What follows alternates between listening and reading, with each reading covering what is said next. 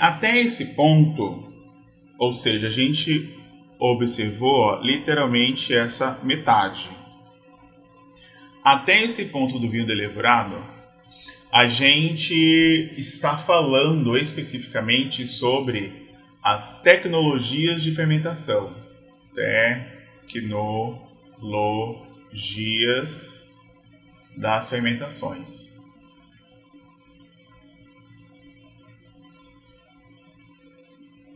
Tem muita coisa aqui envolvida, que é como que esse açúcar é formado por meio da fotossíntese, em relação ao micro-organismo, né? Aqui, ó.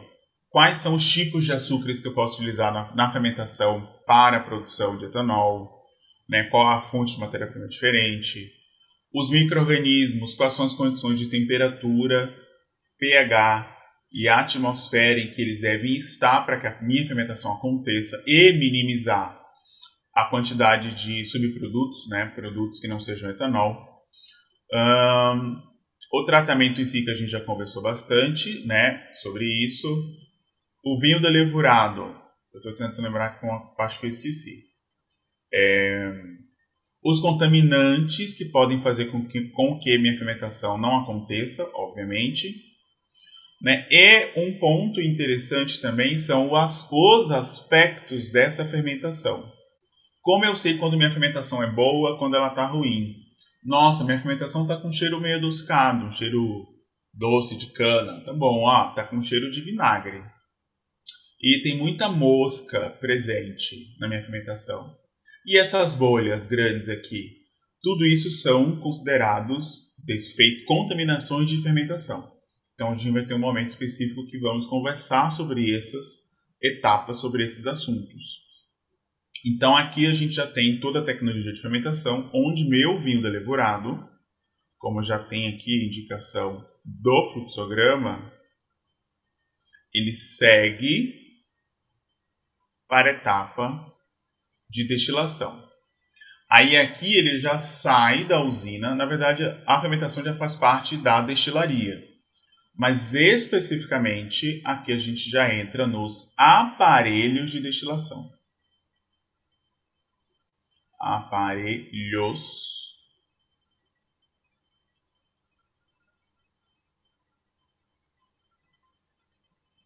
de destilação.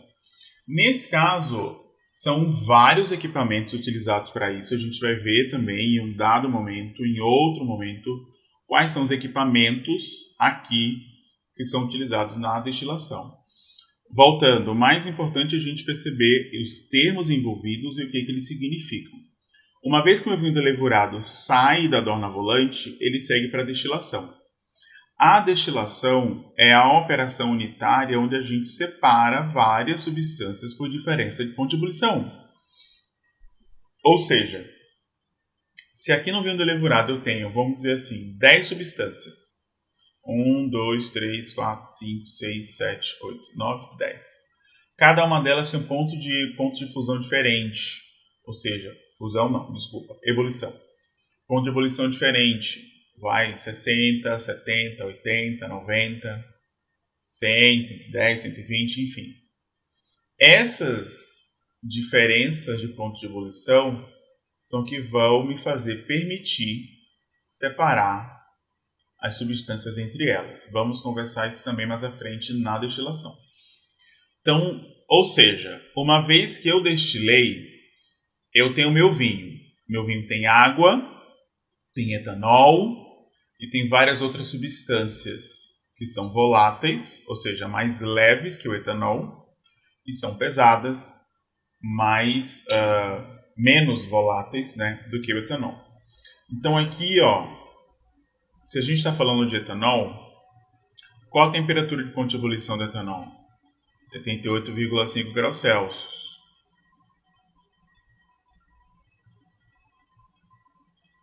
Ou seja, essa, digamos, seja a minha temperatura limite, etanol.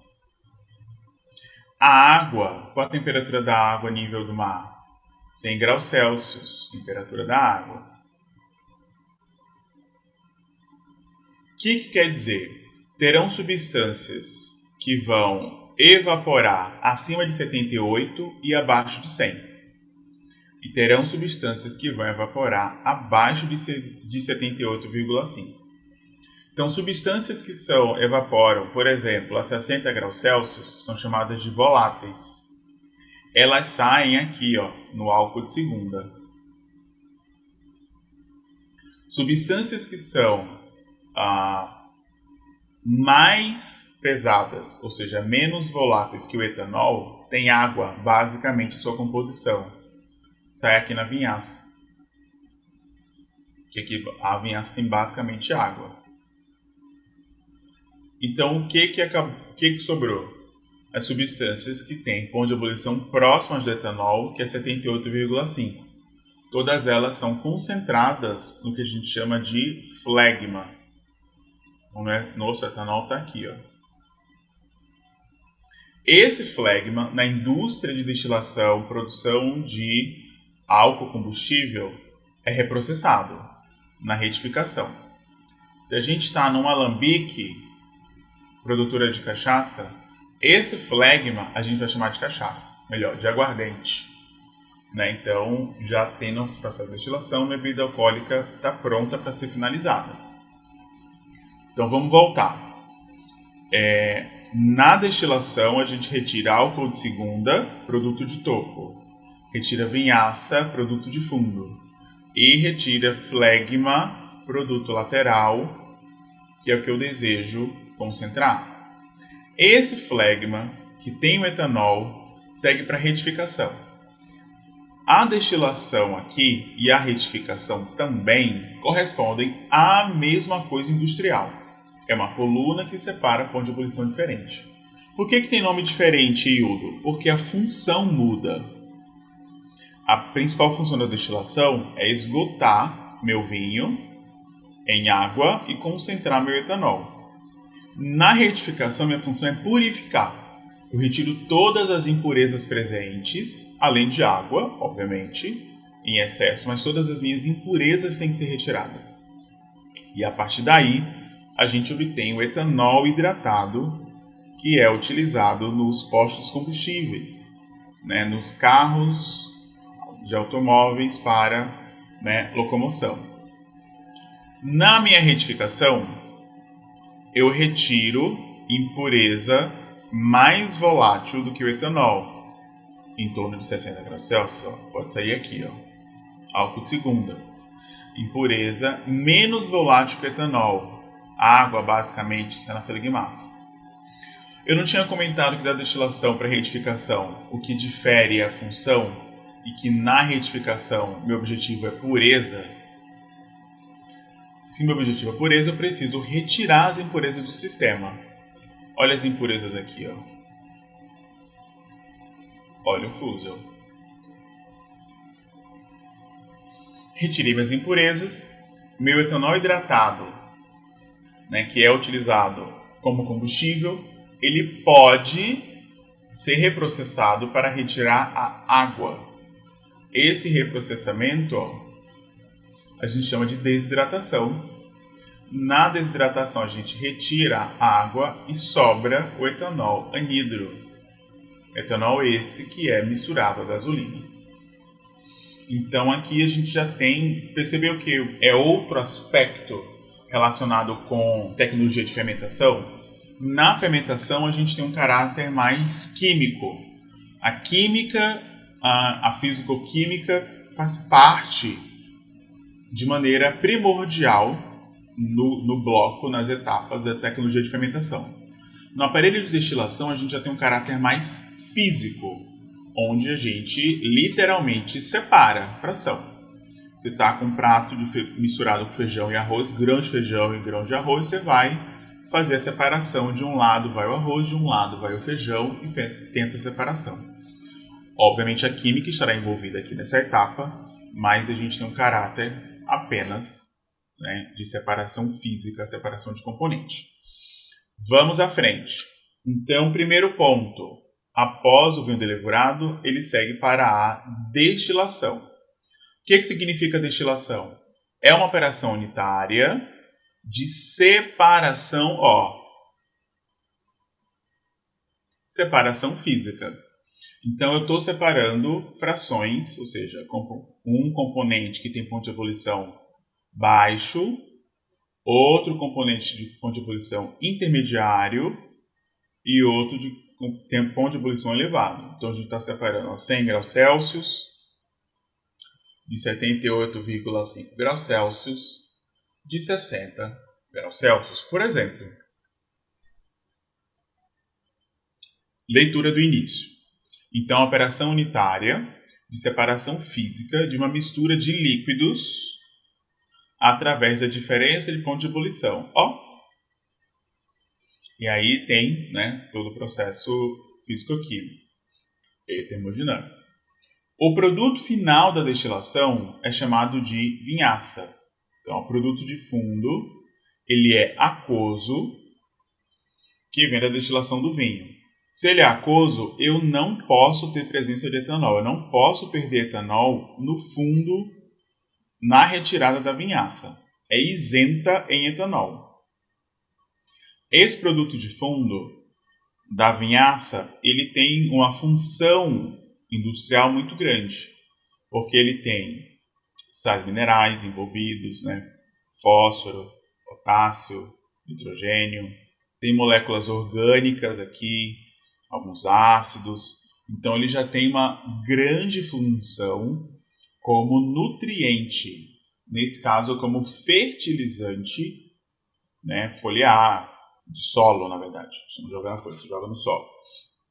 Mas eu vou fertilizar meu material, vou jogar essa vinhaça lá no campo, produtora de cana-de-açúcar, e eu vou desenvolver e produzir cana. Além de ter muita água, e tem caráter de hidratação. Então, em vez de usar água, eu posso jogar vinhaça e vou molhar, irrigar o meu campo. Porém, você não pode jogar a vinhaça de forma discriminada, tem que ter um controle dessa vinhaça, né, para que não jogue em excesso.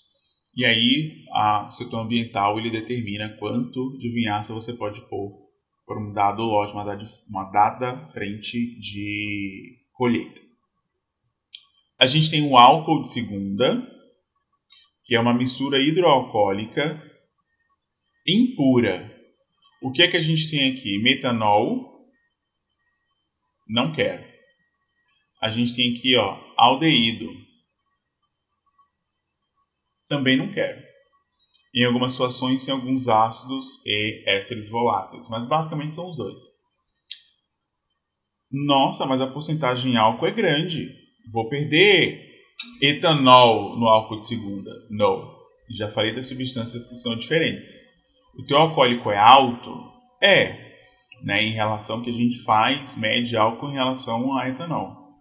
Porém, não tem etanol. Se não tem etanol, não me serve. O que chama álcool, então? Devido à sua volatilidade.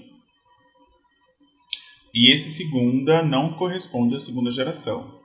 Esse segunda, em questão de nomenclatura, seria o segundo álcool, um álcool de descarte. Né? Vale destacar o caráter impuro do álcool de segunda, ou seja, é um descarte.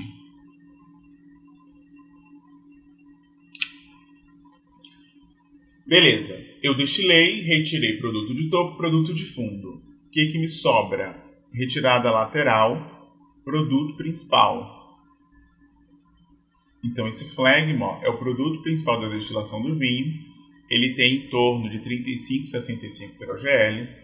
Volto a dizer que isso aqui está relacionado tanto com o setor de produção de aguardentes e cachaça, com o setor industrial. Esse flegma, apesar de ser um produto principal, ainda é uma mistura, ainda é hidroalcoólica,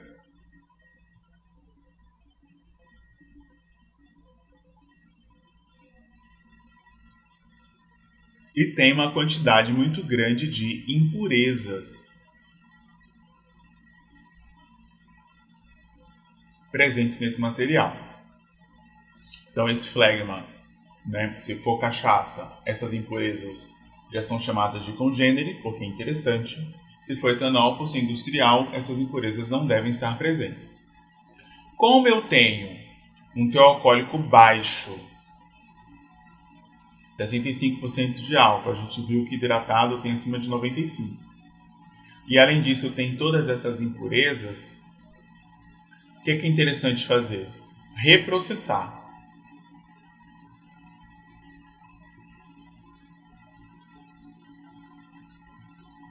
Nesse caso, a gente vai chamar de reprocessamento. Industrialmente, essa palavra reprocessamento está certa? Não, não chama de reprocessamento. A gente só reprocessa coisas que estão erradas, né? Se teve algum defeito no produto, você reprocessa. Eu coloquei aqui entre parênteses devido à ideia. A gente repete a nossa destilação. Destilei uma vez, vou destilar de novo. Obviamente, o meu aparelho de destilação muda. O tamanho da coluna lá na destilação é diferente do tamanho da coluna aqui na retificação. E esse processo visa concentrar. Eu sei que eu falei isso antes. Além de concentrar, purificar. Onde entra a minha concentração? Eu parto de 35,65 para 95% em álcool. Eu retiro essas impurezas e não tem impureza nenhuma.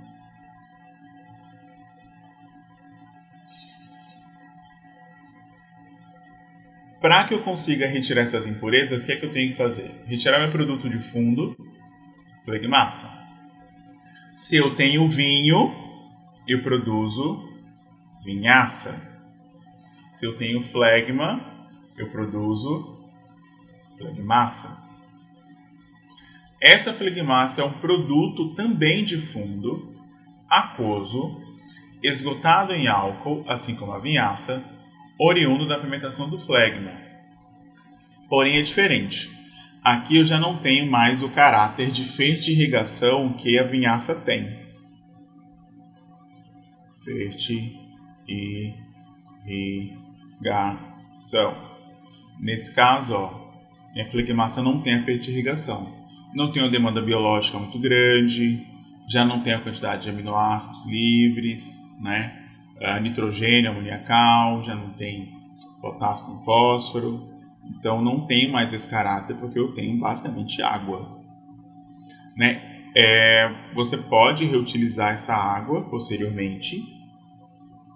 E aí, uma vez que eu retirei minhas impurezas, essas impurezas aqui, que eu disse que eu retirei, onde elas vão sair? No óleo fusel. Então, toda a minha impureza que não está no etanol hidratado e nem no anidro sai no óleo fusel. O que é isso? É uma mistura concentrada de impurezas de álcoois superiores, ou seja, a gente está falando de álcoois de 3 carbonos, então propano, álcool de 4 carbonos, propano não, propanol, 4 carbonos, butanol, né, o isobutanol, 5 carbonos, álcool amílico, isoamílico, sec amílico, sec butílico. Então a gente vai aumentando cada vez a quantidade de carbonos. Então, como tem mais carbonos que o etanol, que são só 2, então são ditos álcoois superiores. Tem número de carbonos superiores ao etanol. Então, vamos à leitura do início. Óleo fusel é uma mistura concentrada. Então, mistura concentrada de impurezas de álcoois superiores, retirada do flegma, né, porque destilei, produzi o flegma, retifiquei e estou tirando o óleo fusel. As de maior importância, ou seja, as impurezas de maior importância comercial, são os álcoois butanóicos, com 4 carbônicos, e amílicos, com 5 carbonos.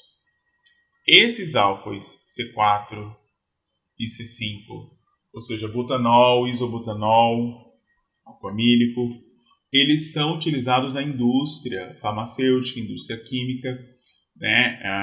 A fonte principal deles era o petróleo e agora há uma possibilidade de fonte de origem renovável.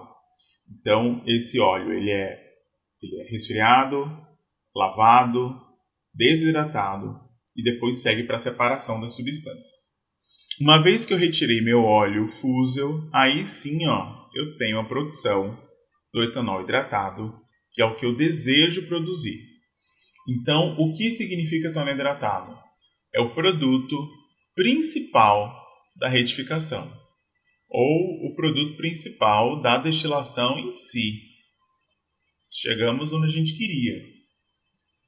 Só que você só pode retirar álcool hidratado após a retificação. Isso aqui é muito importante. Você precisa destilar 2 vezes para que você tenha álcool hidratado. Esse etanol hidratado corresponde a uma mistura hidroalcoólica de elevada pureza. O nome já diz. Por que elevada pureza? Por que a pureza é tão alta? Porque todas as impurezas já saíram no óleo fusel. Se eu não tirar o óleo fusel, adivinha onde essa impureza vai sair? No etanol hidratado. Esse etanol hidratado você vai conseguir vender na indústria? Depende. Provavelmente não, porque vai estar fora de especificação.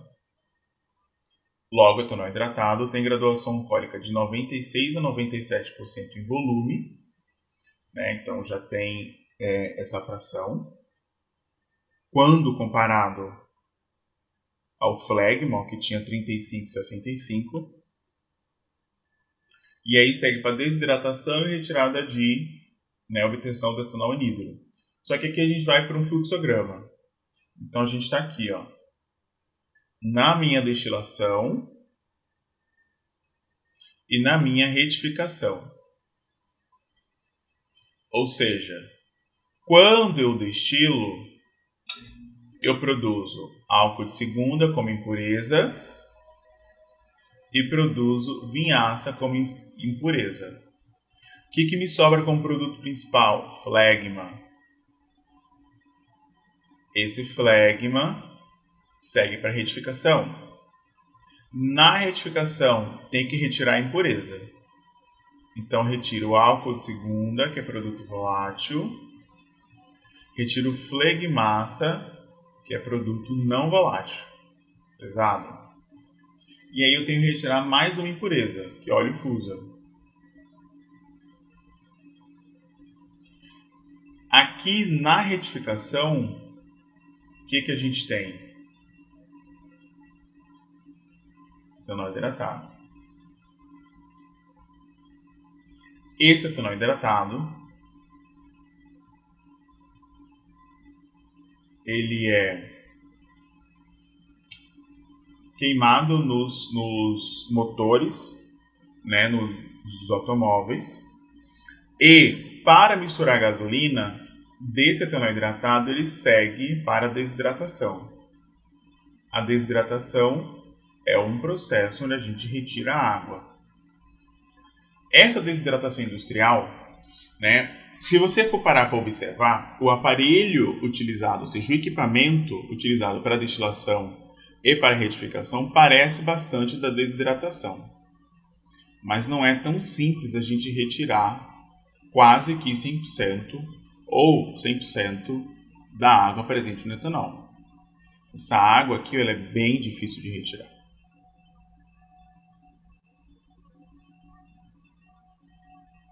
Retirando a água, a gente tem o etanol anidro.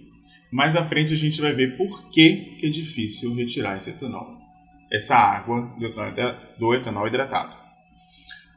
Então, essa dificuldade vem da onde? Devido a uma característica físico-química, né, chamada de azeotropia. Nossa, que palavrão! De onde isso vem? Isso vem de um tipo de mistura. Eu tenho uma substância pura etanol, tenho uma substância pura água. Se eu misturar os dois, eu tenho uma mistura. A mistura ela pode ser do tipo simples, que tem propriedades comuns. Ela pode ser do tipo especial, que já tem propriedades peculiares. Dentre as misturas de propriedades especiais, tem a mistura azeotrópica ou azeotropia. Então, essa faz parte de uma mistura especial. E adivinha uma mistura especial que a gente tenha para separar etanol e água. Só que etanol e água é uma mistura especial, mas tão especial que não é sempre que ela se comporta dessa forma. Ela só se torna especial em uma condição bem específica. Quando eu tenho 96% de álcool e 4% de água. Nessas condições, a minha mistura se comporta como mistura especial, levando em consideração a azeotropia. Dessa forma, eu não consigo chegar a 100% de álcool apenas com uma destilação comum. Então, a azeotropia, vamos fazer a leitura. É uma mistura homogênea de líquidos que a uma certa composição. Que composição é essa, Hildo? 96% de álcool, etanol, e 4% de água. Quando eu chego nessa composição, o meu ponto de ebulição é constante. Como que a gente comentou que a destilação acontece? Quando eu tenho diferença de ponto de ebulição. Meu álcool evapora a 98,5 graus Celsius e a água a 100. Quando chega nessa relação 96,4, por mais que o etanol tenha a temperatura de ebulição 18 e a água 100, a minha mistura se comporta de uma forma como se elas fossem a mesma coisa. Então eu vou gerar, na hora que eu for separar, eu separo uma mistura de 96% de etanol e 4% de água. E aí, como que você vai conseguir obter por destilação etanol anidro? Não vai nunca. Você vai queimar aí, perder tempo e queimar um monte de coisa, não vai separar nada. Para que eu consiga vencer essa especialidade da mistura, fazer com que eu tenha pontos de ebulições diferentes nessa composição específica da mistura etanol e água, que faz parte da azeotropia, a gente precisa de processos especiais de retirada de água de etanol hidratado.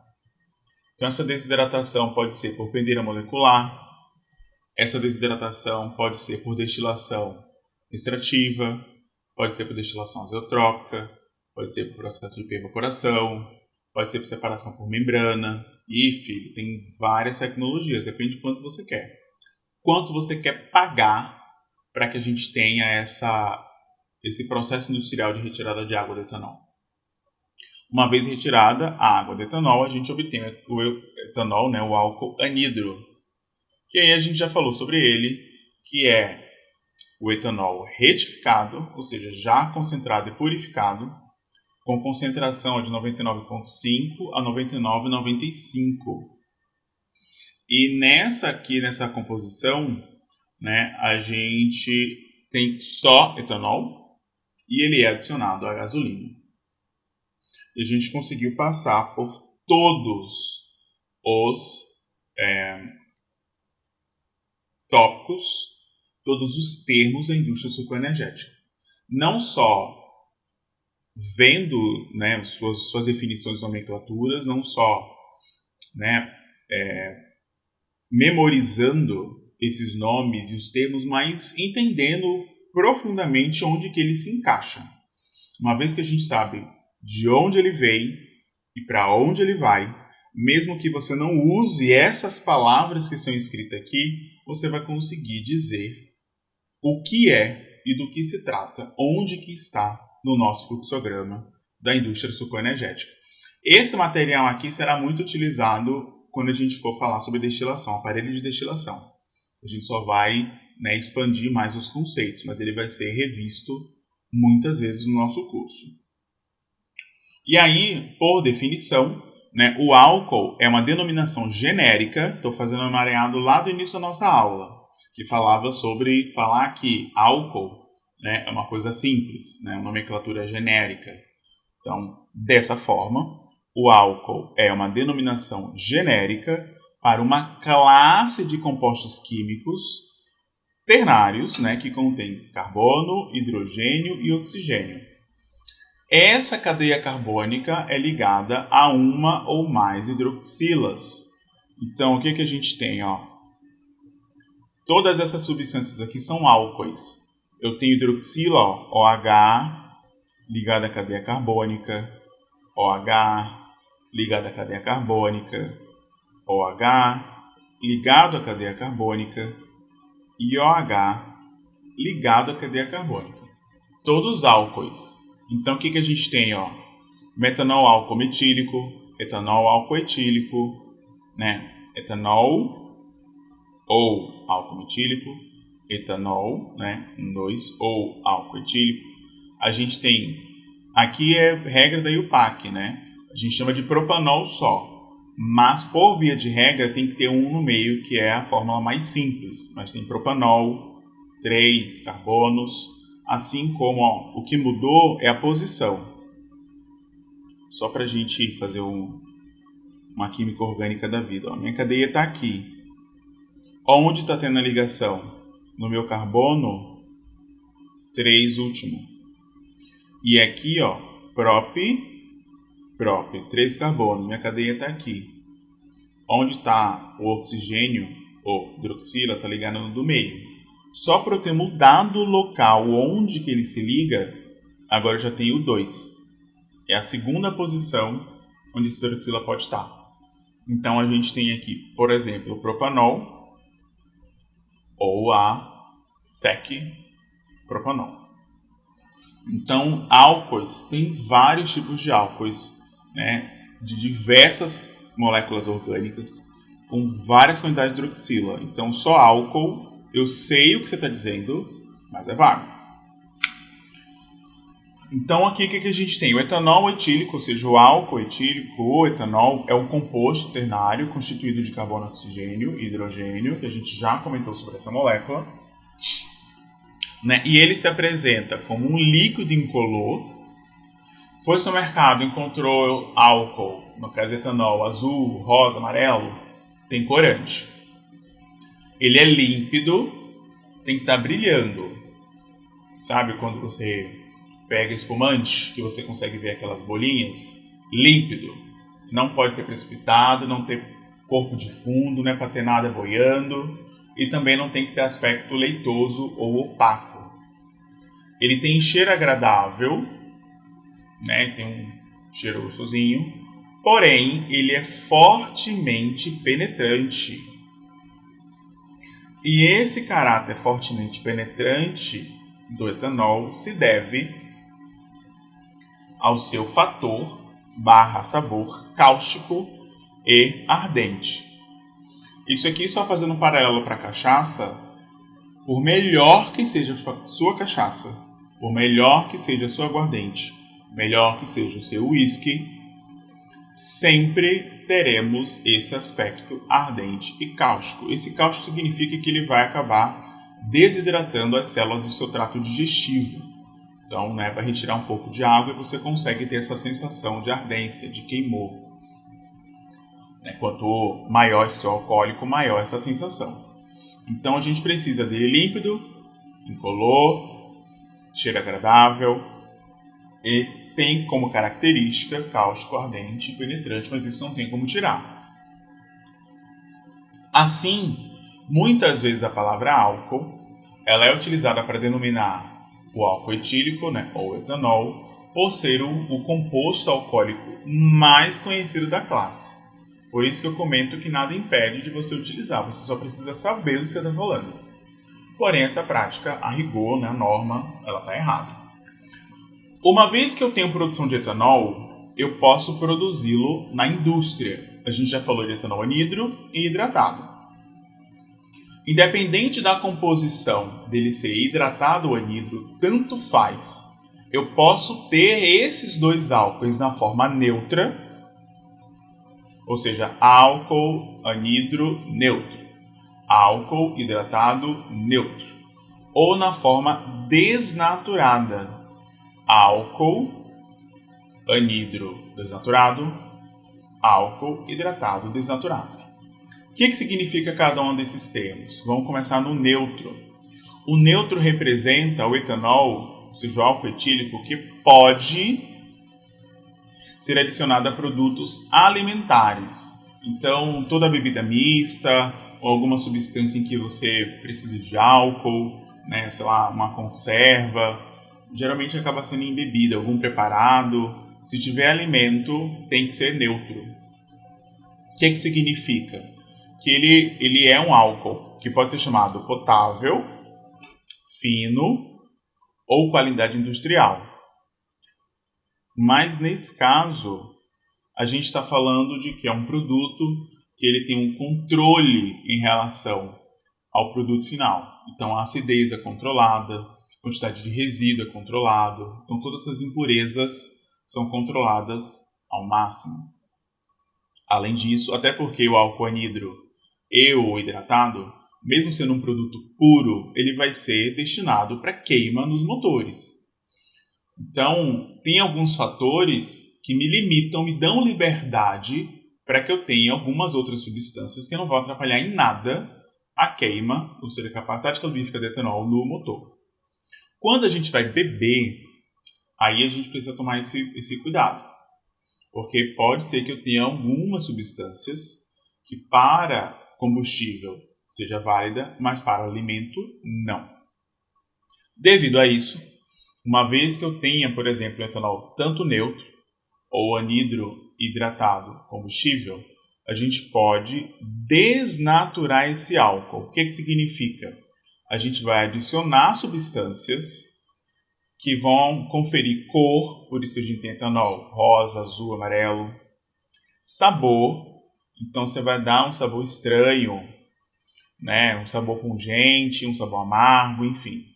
Além do cheiro, um aroma, um odor repugnante. Para evitar o quê? Em que haja o consumo desses álcoois de elevado teor alcoólico como alimento e produto farmacêutico. Além do fato de evitar também que pessoas vão lá até o posto dos combustíveis, peçam etanol e preparem outros materiais. Né? Sei lá, fazer consumo para pessoas que estão em dependência química, ou você vai fazer uma bebida de baixo custo industrial, não regulamentado, obviamente, e você se predispor do etanol mais barato nas bombas de combustível do que comprar o etanol neutro para alimento ou álcool de cereais. Então, nesse ponto, para evitar esse tipo de coisa, é adicionado, né, coloração, sabor e odor para que isso seja minimizado.